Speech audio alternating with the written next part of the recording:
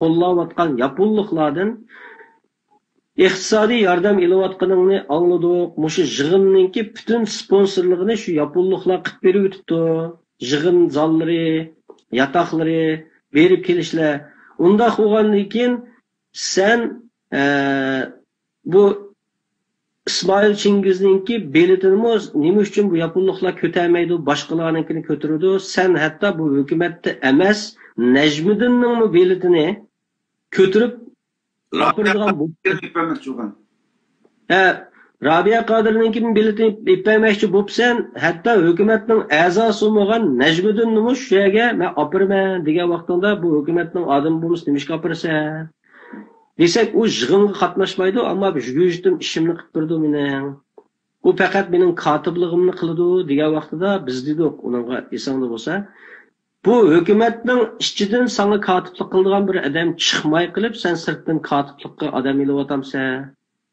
Hukumatning texi a'zoligiga parlamentga qabul qilinmagan bir odamni sen qandoqlachilab bundaq bir muhim yig'inlarning kotibligini qilsa, bu tehi endi 2017 yılı vatanda lagerlarda yetib bo'lib, bu Najmiddin degan balani deyapman. Lagerda yetib, lagerdan chiqib, butun Uyg'ur xalqi hatto o'zining ota-onasi bilan, hatto o'zining bolajaqisi bilan, xotin bolajaqisi bilan aloqalashamayotgan bir sharoitda vatandan chiqib Yevropaga yerlashgan bir odamni sen qanday qilib bundaq muhim bir yig'inning kotibligi yugurishdim ishiga ishlatsan deganni so'ragan esingda bo'lsa. To'g'ri. So'rgan vaqtimizda bu qopib men uningga %100 ishonaman, men u bolaga men kepillik qilaman deb javob berib turib oldi. Hatto keyin xohlamasanglar Najmiddin bormisin dedi. Bay Najmiddin degan bolaning ismi chiqdi. Sen o'zing bu to'g'riliq so'zlab berding. Endi bu Najmiddin degan bola qandaqlarchiga bu Ahmadjonninki o'zininki katibi bo'lalaydi. Masalan, bu katibi bo'lish masalasini qandaq o'rgandi deganni men bu yerda deb o'tib ketishni to'g'ri ko'raman. Chunki bu Najmiddin degan bola biz bilan aloqalashishdan, sen bilan aloqalashishning oldida men bilan Aykun degan bir qiz aloqalashdi. Ismi Aykun. U noati inqilobchi, mushu vatanparvar bir mijozda shundaq bir iroda bilan men bilan tanishdi.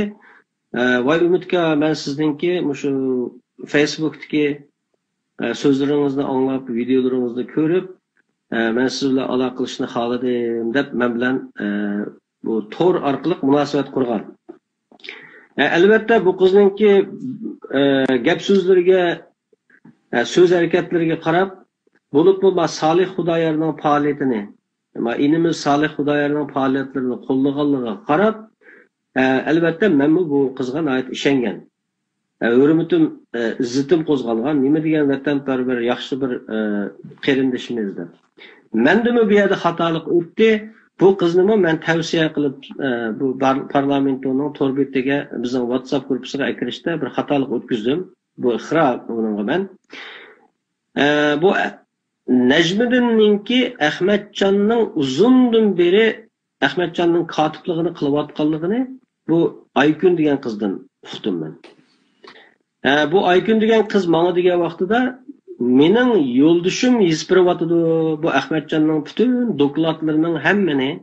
Bu Ahmadjon Osman bu akimizningki yeziqchilikdimi toza nimasi yaxshi emas o'xshaydi. Shuning uchun meningki yo'ldishim yizpiryotdi degandan keyin bu yerda men savol so'rashga boshladim. Bu yo'ldishingiz kim deb.